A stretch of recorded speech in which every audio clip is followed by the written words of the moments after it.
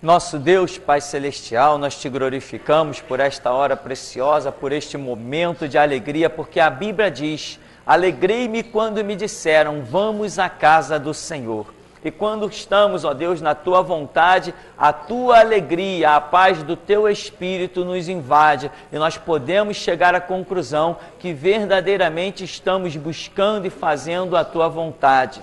Como Davi um dia percebeu, ó Deus, que estava fora da Tua vontade, arrependeu-se no pó e na cinza e disse: ó Deus, torna a dar-me a alegria da Tua salvação. Por isso, nesta manhã, Senhor, vem testificar nos nossos corações a Tua vontade, para que a Tua paz e alegria possa nos invadir e nós caminharmos até o grande dia de ouvirmos: vinde bendito de meu Pai, possuir por herança o reino. Nesta manhã nos abençoa com a Tua graça, paz e compreensão, e nós confessamos e cremos que sem Ti nada podemos fazer. Aceita a nossa súplica, em nome de Jesus. Amém.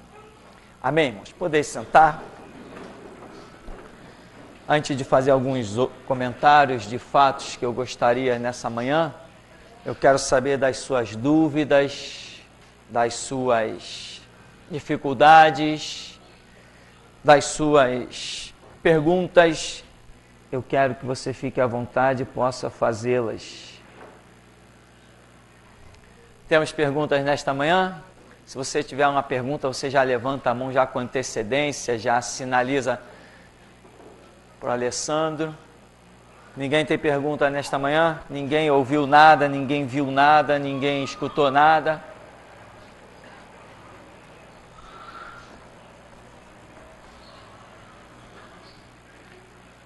Ninguém leu nada?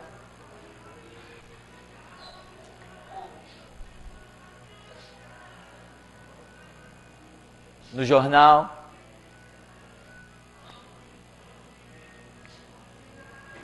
Pastor, por que o Pai Nosso é bíblico, está na Bíblia, e na igreja evangélica nenhum ora ele? Mas só as católicas. Sim. É Padre Nosso, ainda não fala Pai, fala Padre Nosso. E o Pai Nosso está aqui, Mateus, parece que 6 ou 9. E a gente não ora. Sim.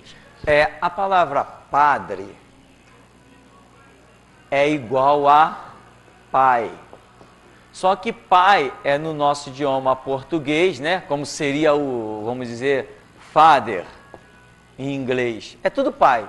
Pai, pai, pai. Só que o padre é uma palavra que vem do aquele idioma, não sei se ainda esse idioma ainda é ativo, latim, chamado latim. Ainda tem alguma nação que fala latim por aí? Ou é um idioma morto? Eu acho que é um idioma que não é nem falado, mas as missas católicas eram todas rezadas em latim. Então essa palavra Padre Nosso e etc, etc, nada mais é do que o significado de Pai. Agora, por que nós realmente não oramos Pai Nosso que está no céu, santificado seja o Teu nome? Quando nós vemos Jesus orando, nós nunca ouvimos orar o Pai Nosso. Ouvimos.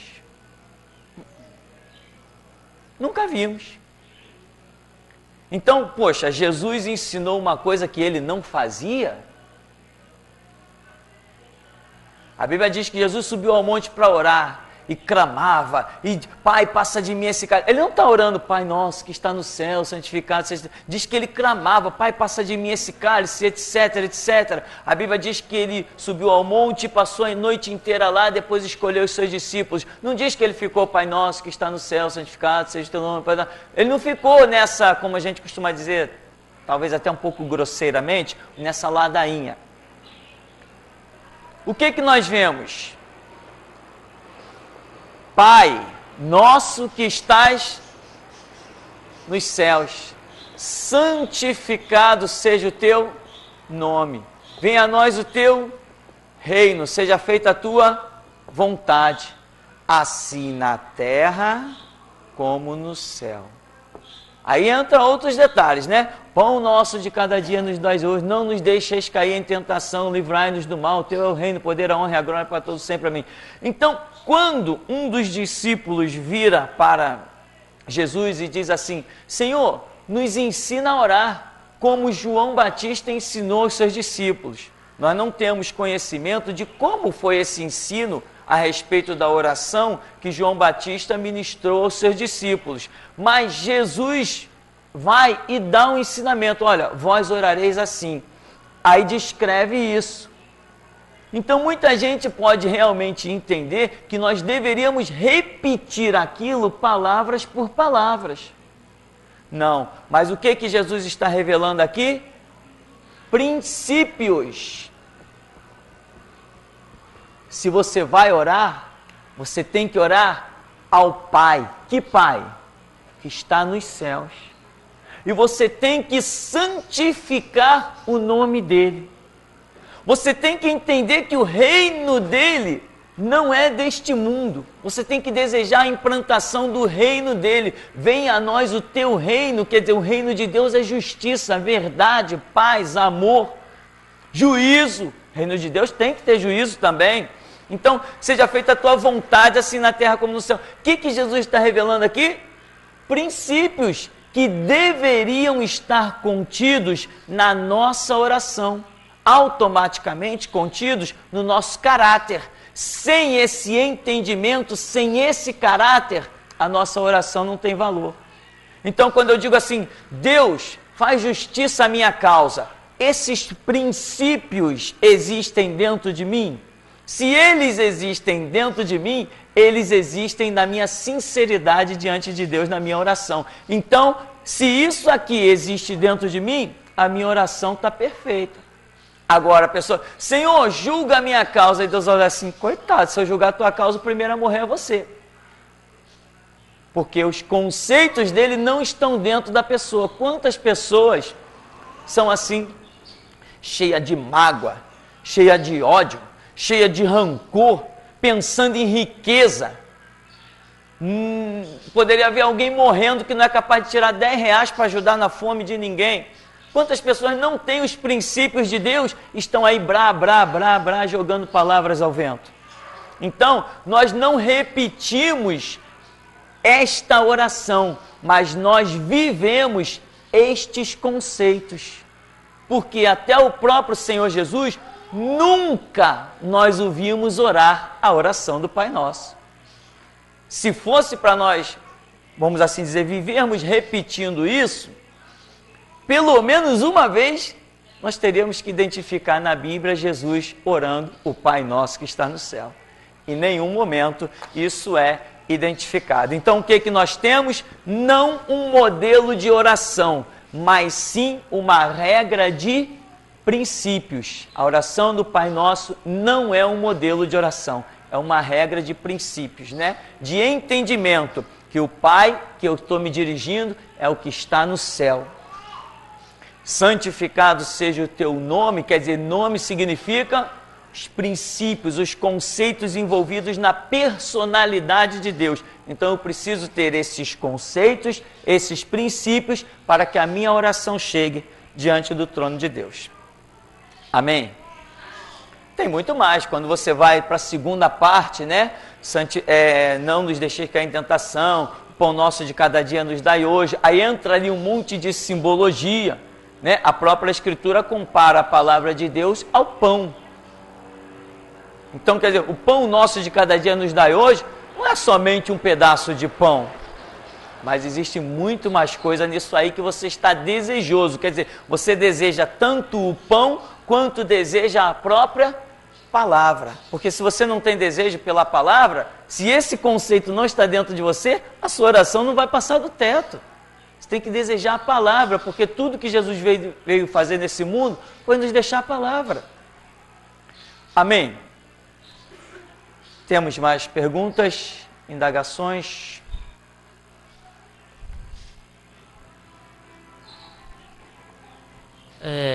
Lá em Gênesis 19, em Juízes 19, tem duas situações praticamente iguais. Uma em que aqueles anjos vai até a casa de Ló, e uma outra lá em Juízes que aquele levita vem passando com a sua esposa, podemos dizer, e que aqueles homens que chegam para atacar aquelas casas, que eles oferecem em vez deles atacarem aqueles que estão hospedados, oferecem suas próprias filhas virgens, né? Não seria dever de cada um que protege a sua casa, proteger a todos que estão debaixo do seu teto? Não compreendi 100% a indagação. O que vemos? Ali com Ló, não é isso? Situação de Ló.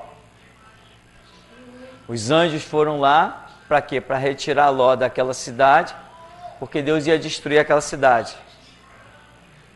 E os homens da cidade, envolvidos no homossexualismo, foram lá e disseram: olha, manda esses homens que vieram a ti aí, esses viajantes, porque nós queremos conhecê-los. Ou seja, queriam abusar sexualmente daqueles homens que eles não sabiam ser anjos. Então, Ló fez o quê? Quis proteger aqueles seres, né? Vamos assim dizer, proteger. Ele não tinha noção do poder que estava ali, ou sei lá o que se passava pela cabeça de Ló, para se colocar como protetor naquela situação.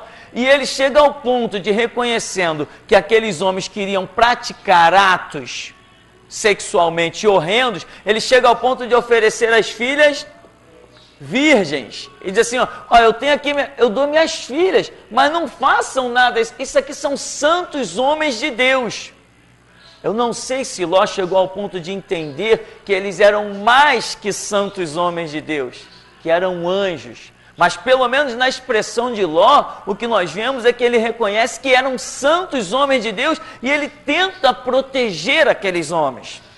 E ele diz, não, nós não queremos as tuas filhas, nós queremos eles.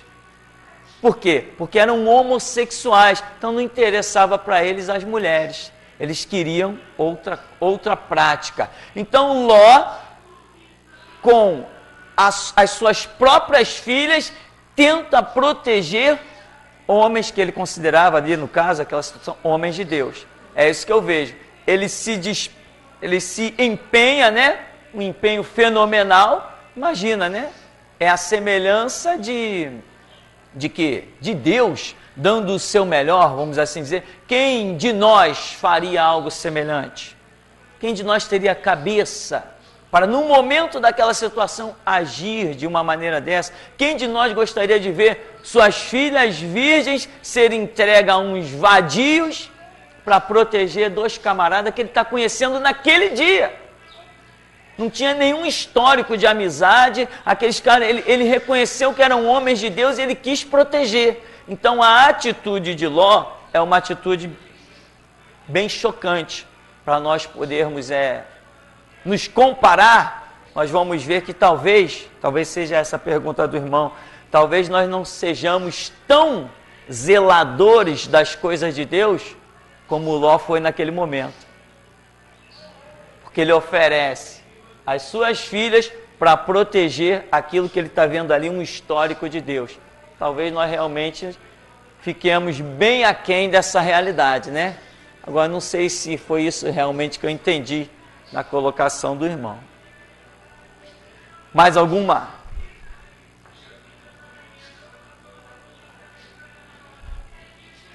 Ninguém? Temos lá.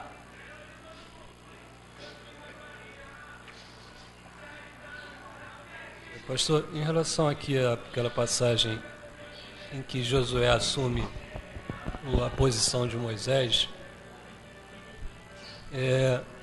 que Deus diz que por onde ele andasse, Deus seria com ele.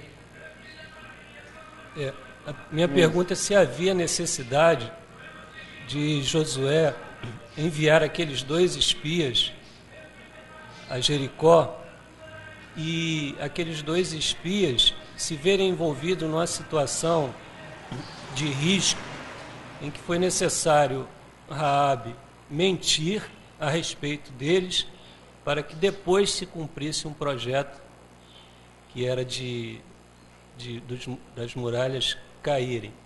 Aí eu fico tentando entender se às vezes, quando a gente deixa de crer no que Deus diz, porque Deus havia dito, olha, eu serei contigo por onde quer que você ande. Quando a gente deixa de crer nisso, às vezes a gente toma caminhos que não são aqueles de Deus, e a gente se encontra envolvido em situações, como no caso dos espias, tiveram que ser acobertados por uma mentira para que mais à frente, depois, um projeto se cumprisse. E lá mais adiante é que a gente vê Deus mandando ele separar 12 homens, né? Para serem espias, não sei, não me recordo direito. Foi com Moisés, né? Isso, na situação de Moisés. Mas nesse caso aqui, parece que não tinha necessidade dele enviar aqueles 2 homens, ou será que havia necessidade? O que acontece aí? Antes de Josué, nós tivemos Moisés. Moisés, quando está prestes a estar ali no limiar da terra prometida, Moisés enviou 12 espias. E no meio desses 12 estava justamente Josué, né? Lembra? Josué e Caleb. Daqui a pouco, acontece uma situação semelhante. Moisés faleceu, Josué assume o lugar e está diante de uma conquista também, bem semelhante a Moisés. Ele vai e faz a mesma coisa, com 2 espias. Nós vimos que com Moisés foi um projeto de Deus. Deus manda Moisés separar 12, não 12 qualquer, 12 príncipes, ou seja, líderes, pessoas respeitadíssimas nos conceitos da lei, pessoas que eram exemplo para o povo. Então, aqui nós vemos, existe uma citação.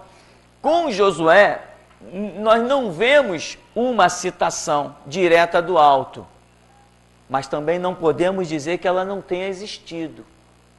Por quê? Porque eu tenho aprendido que nem tudo a Bíblia diz. Isso aí eu sei. Nem tudo a Bíblia diz, pois se a respeito do próprio ministério de Jesus, João escreve dizendo que se tudo que Jesus fez fossem escritos nos livros, João diz assim, eu cuido que nem todos os volumes da terra caberiam. E, no entanto, João escreve um livrinho de 21 capítulos. E ele está dizendo que se tudo que Jesus fez fosse escrito, nem todos os volumes do mundo caberiam. Você tem ideia do que é isso? Como que ele dá uma declaração dessa e ousa resumir o Evangelho, na visão dele, em 21 capítulos? Então, eu aprendi que nem tudo Deus acha alguém para escrever. Nem tudo Deus acha um testemunha ocular. Nem tudo Deus revela. Eu aprendi isso. Então aqui, Josué, foi de Deus ou não foi de Deus?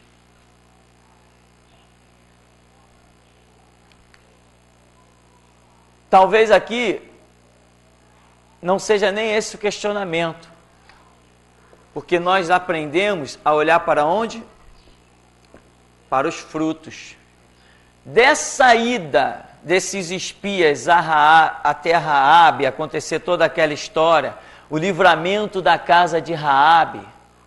Ora, Deus livrou a casa de Raabe, livrou todos que ela jogou para dentro da casa dela, não foram destruídos, vieram fazer parte do palco de Israel, andar na lei, posso crer eu, como Raabe andou na lei, veio somar na genealogia que veio dar à luz Jesus Cristo, como nós vemos lá em Mateus. Raabe, a ex-meretriz, passa a fazer parte da genealogia. Então, aonde está o erro?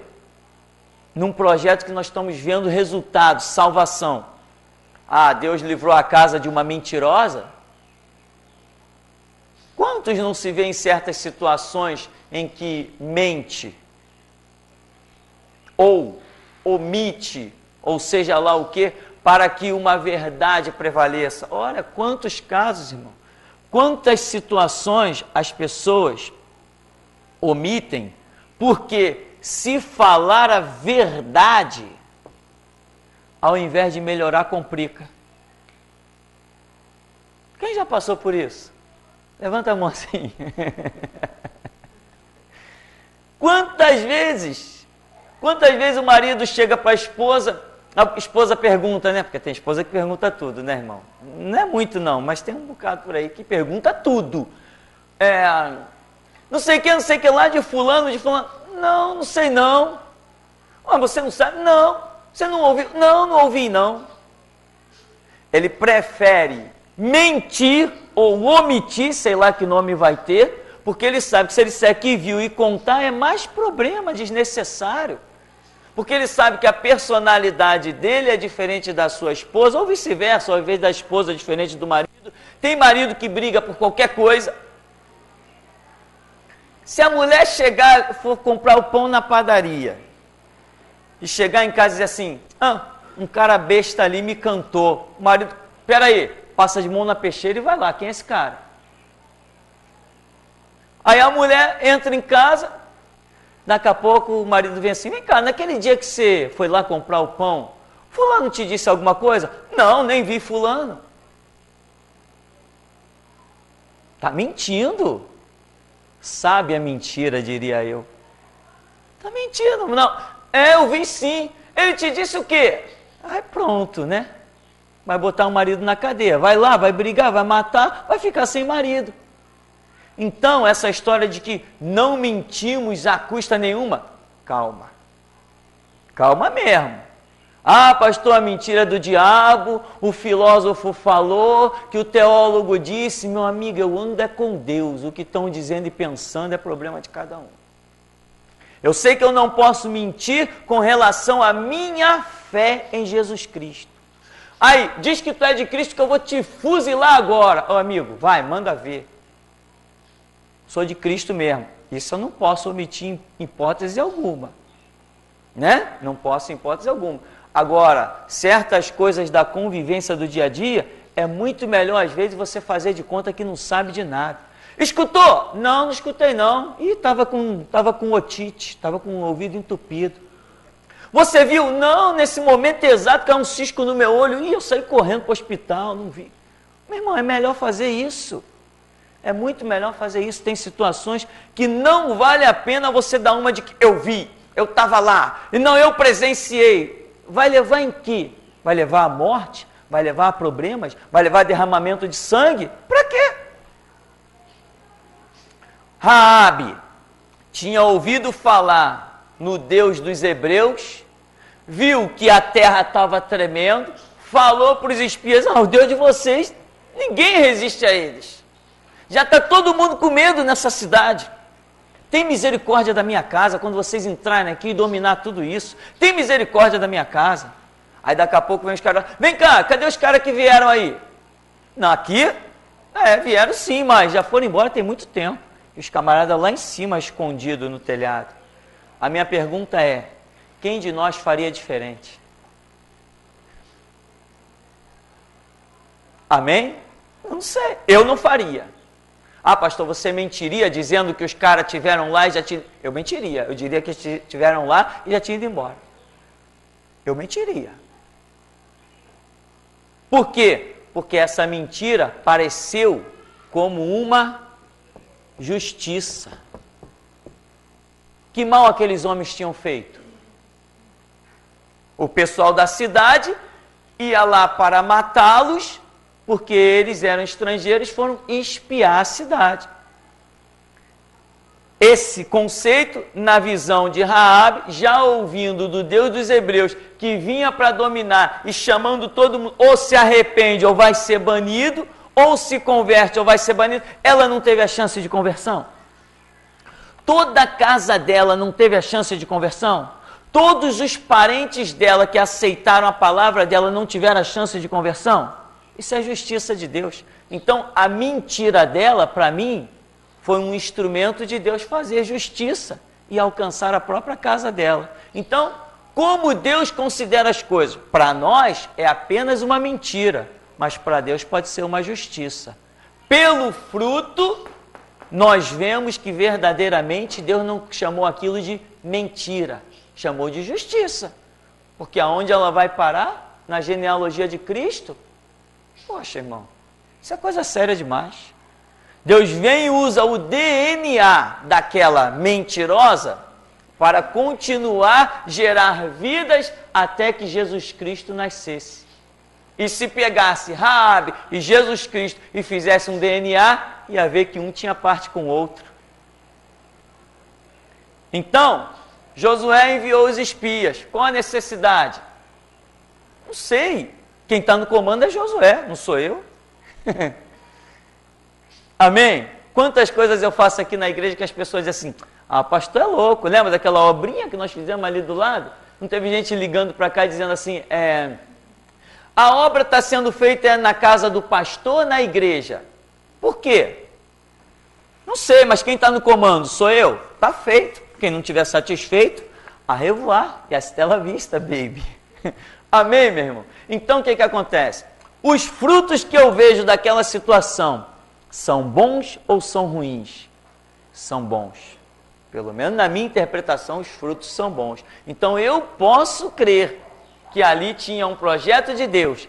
Posso crer que Raabe agiu conforme a vontade de Deus, de tal maneira que providenciou salvação para toda a sua casa.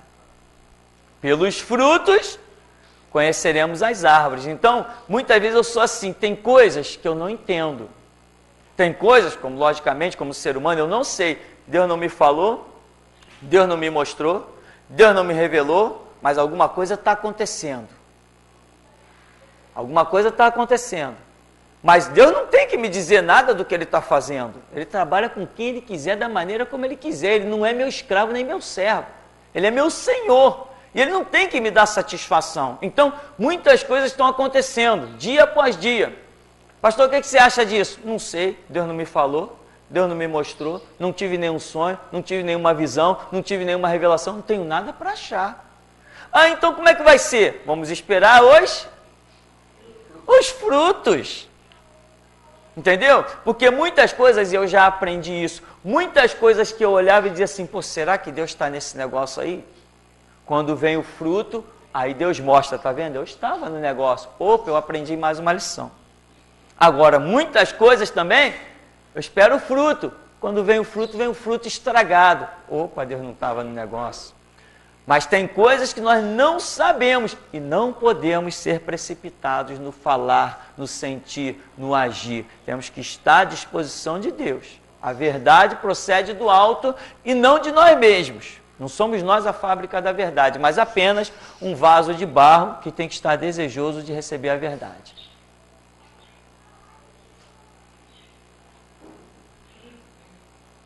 Mas só relembrando também o texto lá de Samuel, quando ele foi ungir Davi, né? Que ele foi consultar a Deus, que ele disse que se fosse lá e Saul soubesse, mataria.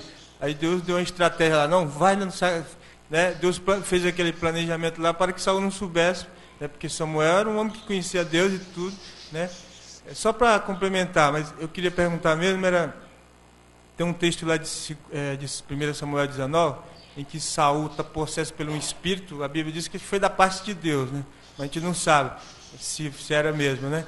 E que ele chegou nessa caminhada atrás de matar Davi e entrou no rancho dos profetas lá e profetizou também. Se o senhor tem alguma explicação sobre isso? Sim. Contexto lá é esse? São interessantes as colocações, primeiro do próprio Samuel, né? Ah, se eu for ungir um rei lá na casa de Jessé, Saul vai me matar. Deus poderia dizer assim, cara, te enxerga, não estou mandando, vai e pronto. Não, peraí, tu está com medo? Tal, faz uma estratégia aí. Né? Deus dá uma estratégia para que Samuel vá lá. Então, quer dizer, o que eu vejo? As formas, as maneiras de Deus agir não estão dominadas pela minha mente. Eu, por exemplo, não faria isso.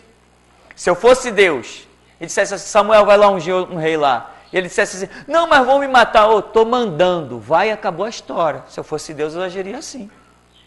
Mas o Deus verdadeiro, não esse lixo aqui, não agiu assim. Peraí, cara, eu diria para ele, peraí, tu me conhece ou não? Vai lá, eu dou meu jeito. Não, mas vai me matar. Como é que pode? Tu é meu profeta, está com medo da morte? Eu daria uma bronca em Samuel, fecharia o tempo com ele. Eu ia ter que tomar um café e depois voltar para resolver com ele, meu irmão. Eu ia ficar meio indignado. Mas não foi assim que Deus não ficou indignado com Samuel. Então as formas de Deus agir são realmente tremendas e impressionantes, né? E o outro detalhe, foi mesmo outro detalhe da segunda? O rancho dos profetas. Por exemplo, nós vemos que Saul, isso já antes, né? Quando Saul está ainda assumindo a questão ali, o próprio Samuel diz para ele, vem um grupo aí de profeta de tal lugar para tal lugar, tu vai lá, entra no meio deles. Quando Saul entrou, o Espírito de Deus se apossou e aí teve um provérbio, né? Está Saul entre os profetas? A Bíblia diz que naquele momento que o Espírito de Deus se apossou dele, que ele profetizou, diz que ele mudou-se num novo homem. A postura dele passou a ser diferente. Ora, foi uma maneira de Deus trabalhar com Saul. Mas com Davi foi assim? Não entrou em nenhum rancho do profeta, não se misturou com ninguém, não profetizou nada. Quando ele foi ungido como rei, voltou para o campo, foi cuidar das ovelhas, foi calejar as mãos, depois teve que fugir de Saul durante não sei quanto tempo. Foram maneiras diferentes de Deus tratar.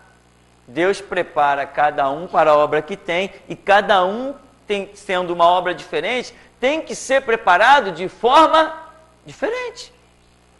Se eu quero ser um marceneiro, não adianta eu entrar para a serralheria.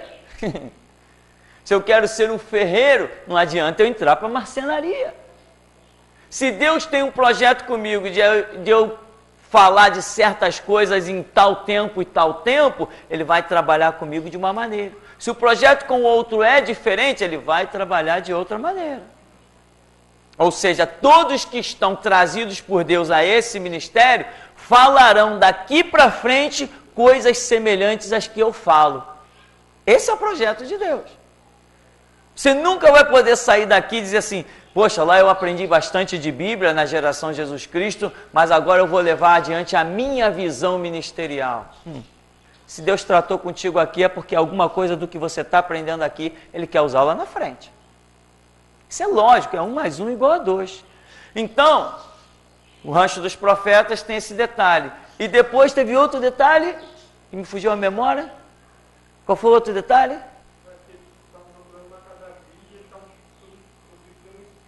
Ah, sim, o detalhe do Espírito, né? A Bíblia diz, ou seja, o escritor, né, como nós já aprendemos, diz assim que como Saul se desviou dos propósitos de Deus, foi rejeitado, então o escritor diz que um espírito mau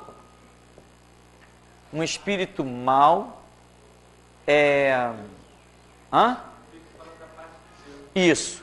Da parte do Senhor, atormentava Saul. Aqui existem duas maneiras de se pensar sobre esse texto que eu vi pregadores pregarem durante toda a minha vida, pessoas escreverem livros. Muita gente acha o seguinte, o que aconteceu? Como a graça de Deus se ausentou de Saul, então um demônio passou a se usar da situação. A graça de Deus saiu, então um demônio atormentava Saul. De repente, alguém lá propõe chamar alguém que tocasse harpa. Aí chegam e descobrem quem? Davi. Então diz que quando Saul está atormentado, Davi toca a sua harpa, provavelmente um louvor a Deus, e aquela situação se reverte.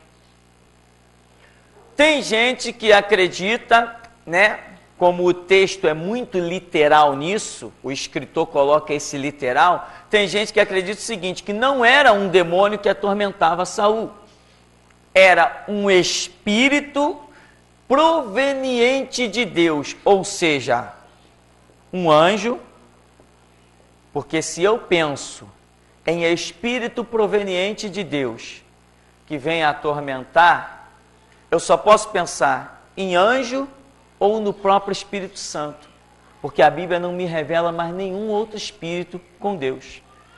Outros são os demônios. Então, era o Espírito Santo que atormentava Saul? Ora, se o Espírito Santo estivesse atormentando Saul, o que adianta Davi tocar a harpa? Pois se a própria inspiração da harpa vem do Espírito Santo, como que o Espírito Santo ia entrar em confronto com ele mesmo? Ele se auto-expulsar ou se auto-refrear? Então eu já chego à conclusão óbvia de que o espírito que atormentava Saul não era o Espírito Santo. Ponto final. Porque ele é o próprio que inspira Davi. Então, agora, era um anjo que atormentava Saul? Ora, se Deus envia um anjo para uma missão, vai lá, atormenta Saul, mas ao mesmo tempo ele inspira alguém para refrear as ações desse anjo, eu estou vendo um Deus que entra em confronto consigo mesmo. Dá ordem ao anjo, vai lá e atormenta Saul, mas inspira Davi para que o toque da sua harpa repreenda o anjo. Para mim está parecendo Deus brincando. Só me resta pensar agora que esse espírito é realmente um espírito demoníaco. E que a inspiração de Davi no tocar a harpa, louvando e engrandecendo a Deus, repreende a força do demônio. Então, onde estaria o erro, no meu ponto de vista? No escritor. Poxa, pastor, você pegou logo pesado. Pois é, só eu que faço isso. O escritor escreveu errado. Ele disse que era um espírito mau da parte do Senhor. Não era da parte do Senhor. O Senhor retirou a graça de Saul e o demônio está investindo contra Saul. Não foi Deus que enviou aquele espírito. Deus apenas retirou a sua graça e Saul ficou entregue à própria sorte. Erros de escritores, não é erro da revelação bíblica, não, senhor. Erros de escritores na Bíblia está cheio. Quando diz que o diabo inspirou Davi para fazer o censo, tá viajando. O diabo não inspirou Davi nenhum para fazer o censo. Aí diz que Deus queria se vingar de Davi e o inspirou a fazer o censo, depois matou 70 mil do povo. Que loucura, isso não entra na minha cabeça de jeito nenhum. Não tem o mínimo sentido. O escritor de Deuteronômio diz que Deus sepultou o corpo de Moisés. Tá, com o quê? Com pá, picareta, com enxada? Como que foi essa história aí? Eu não sei. Está fora da realidade. Então, para você conhecer a Escritura e fazer as comparações que eu fiz aqui, primeiro, tem que entrar a misericórdia de Deus. E você não tem que negligenciar o estudo, porque o Espírito Santo nos traz à memória aquilo que nós estudamos. Não tem esse papo de revelação a troco de nada. Não, a revelação vem em cima do teu suor, vem em cima do teu preço, vem em cima da tua vontade. É aí que entra a revelação. Então, as comparações que foram feitas aqui nos permite dizer que o erro está na declaração do escritor. Porque não era um espírito mau enviado por Deus. Porque se fosse enviado por Deus, Davi podia passar a noite inteira cantando, dançando, fazendo o que ele quisesse. Como, por exemplo, nós vemos hoje a maldição da figueira. Quem vai quebrar essa maldição que está sobre Israel? Só Deus, quando se manifestar depois do clamor deles, brevemente neste século, lá no Monte das Oliveiras, o próprio Deus vai quebrar a maldição que está sobre eles. Por quê? Porque eles mesmos, o próprio Jesus, quando passou diante da figueira, disse o quê? Nunca mais nasça fruto de ti. Lembra de Oséias? Ele fez a ferida e a ligará. Depois de 2 dias, nos ressuscitará. E ao terceiro dia, depois de 2 dias, nos revigorará. E ao terceiro dia, nos ressuscitará e viveremos diante dele. É a profecia exata do que já viria a acontecer. Jesus feriu a figueira e agora no terceiro milênio, depois de 2 dias, o terceiro dia, vai restaurar a nação de Israel. Ninguém quebra essa maldição, ou seja, quando Deus age, ninguém impede. Quando ele fecha a porta, ninguém abre. Então, para aqui nesse texto aqui, muito bom de estudar, nós estamos diante de um erro de interpretação e escrita do escritor, né? Existiu um fato, mas como é colocado o fato, está errado. Não era Deus necessariamente que estava enviando isso, porque se Deus está enviando, Saul ia morrer em tormento. Existia sim um espírito ali demoníaco, mas a presença de Davi repreendia o mal. Isso é o dia a dia. Quantas casas estão em tormento aí? Quantos lugares eu já entrei? Entrei em casas de tormento, marido puxando faca para a mulher, mulher ameaçando o marido de outras coisas. Quando estiver dormindo eu vou te pegar. Aí, como é que dorme num lugar desse? Filhos contra pais, pais contra filhos. Aí chega lá para orar. Quando começa a orar, demônio está saindo pelo teto, tu vê vulto saindo pela janela, pela porta, sai debaixo da cama, sai. Tu começa a orar, a casa fica aquele ambiente, tu sente aquela coisa espiritual assim, parece que removeu as paredes, removeu o teto. Aí Deus diz assim, olha, vocês têm 3 meses para tomar uma postura. Se não tomar uma postura, esses demônios que hoje saíram daqui vai voltar tudo de novo. Aí vocês não vão nem aguentar ficar aqui dentro. Cansei de ver isso, gente que não tomou postura, está apanhando da vida que nem escravo. Então, o que acontece? Deus dá um tempo. Lembra que a Bíblia diz, quando um espírito sai do homem, ele anda por lugares áridos. No que ele anda por lugares áridos, é o tempo que aquela pessoa tem para tomar vergonha na cara. Desculpa, vergonha na cara não. Tomar uma posição espiritual. Então, se ela não tomar uma posição espiritual, chega uma hora que o demônio diz assim, sabe uma coisa? Vou voltar. Aí Deus permite ele voltar. E a Bíblia diz que o estágio daquela pessoa se torna 7 vezes pior, né? Que ele traz 7 demônios piores do que ele. Então a gente entende mais ou menos isso.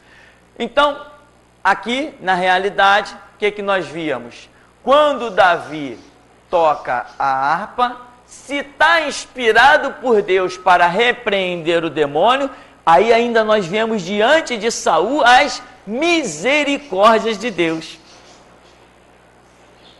Davi representa um refrigério, ou seja, era uma oportunidade dele reconhecer, acredito até eu, no cântico que Davi entoava, reconhecer que verdadeiramente ele precisava de arrependimento, uma postura. Mas, ao contrário, ele começa a desenvolver uma inveja de Davi e por várias vezes tentou assassinar Davi. Amém? Mais perguntas?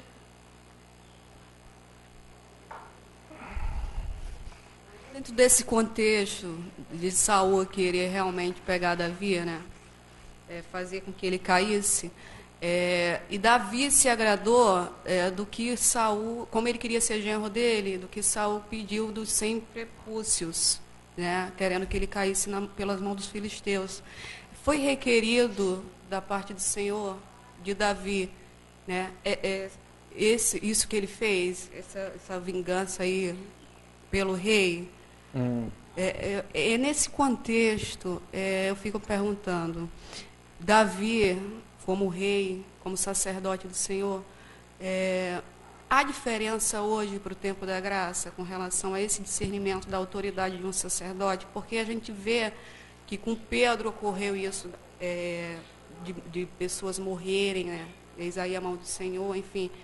Há diferença dessa autoridade para hoje? Foi requerido também de Davi isso? Desse assassinato, enfim? Não, o que acontece ali, Saul já está vendo a ascensão de Davi.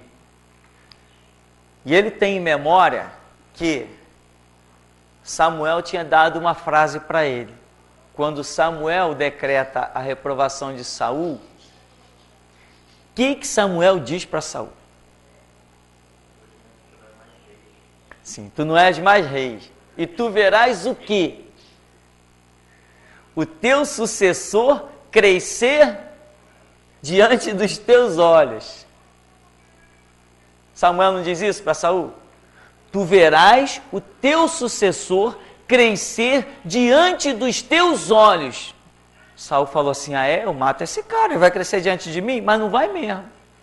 Daqui a pouco ele está vendo o povo declarando, Saul matou os seus milhares, mas Davi seus 10 milhares. Ele ficou irado, por causa de uma cantigazinha de roda, tirei o pau no gato. Coisinha besta.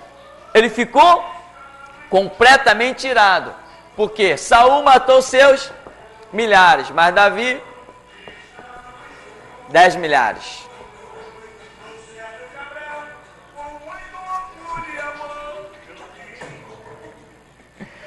De Cabral, vem fazer uma propaganda aqui dentro. Aí, Saul matou seus milhares, Davi seus 10 milhares. A ira dele se acendeu e ele, mas que isso? Para mim atribuíram milhares, para Davi 10 milhares. Ele falou, aquele cara disse que ele ia crescer diante dos meus olhos. Começou a tentar matar Davi o tempo todo. Então, já tinha uma promessa, quem matasse Golias ia ser genro do rei. Só que ele não cumpriu a promessa, porque o dote consistia em matar Golias. Davi foi lá e matou, ele tinha que pegar a esposa e está aqui, Davi, tua esposa. Ele falou assim, não, toda esposa requer um dote. Mas ele já tinha matado Golias. Aí ele vai e pede os 100 prepúcios de Filisteu. Davi entra no arraial dos filisteus e faz a festa. Saul disse assim, agora ele morre, nunca que ele vai conseguir matar 100 filisteus. Pois ele vai lá e faz a festa, está aqui, rei. O preço foi bem alto, mas está pago.